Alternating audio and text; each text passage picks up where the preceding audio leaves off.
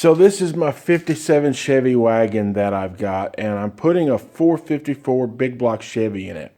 I've looked on the internet for people that fitted one in here and kind of exactly how they did it, what problems they were going to have.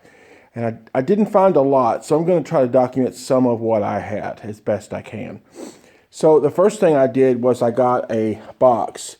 Now I've learned that the Delphi 500 series is what a lot of people use. I ended up going with the 600 series, which was more recommended. But the problem I ran into and found out after the fact was that the splines on the bottom of this are bigger and would not fit a stock pitman arm on here. So I, after the fact, had to cut this in half and take the original one, cut it off, and take the top of a pitman arm that did fit and weld them together. I would recommend going with the 500 series box after my experience. So the other thing I did was I was wondering about engine placement. Like I really don't want the through the fender well headers that go on typical Tri-5 Chevys. Just don't like them. And I wanted to try to squeeze my headers down in between the frame rails. So I knew it was going to be tight, and so I looked and I found these headers right here, which I understand are for like a first generation Camaro, maybe even a Nova, you know, I don't know, but they are stainless. I got a really good deal off of them. They are a good stainless steel. I did have to clearance them here for the steering box here and down here. Now, before you criticize me for doing that, watch the show Engine Masters where they beat up a set of headers and look at the power difference on them. So after that, it didn't bother me to bend the tubes in to make them clear, whatever that it takes. That one is not closed off like what you think it is. So anyway, so those seem to work, and you will have to run the shorter oil filter for these headers. And also there was the original transmission mount or engine mount was right there, and I have to cut that off and then get that out of the way. So, and then obviously you have to have an oil pan that will clear the drag link, which I have there, which I understand is also the early Chevy 2 pans for the big block Chevy.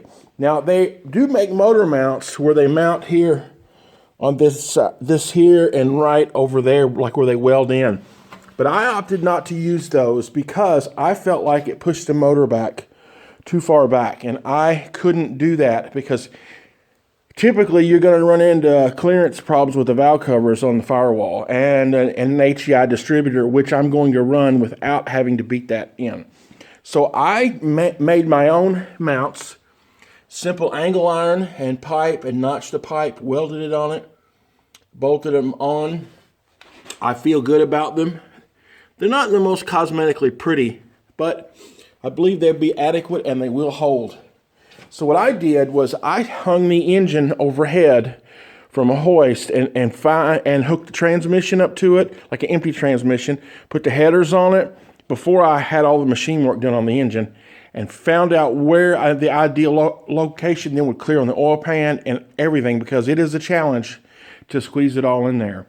And then that's where I made my mounts to fit there. And I just used a conventional, V8, Chevy mount, like engine mounts.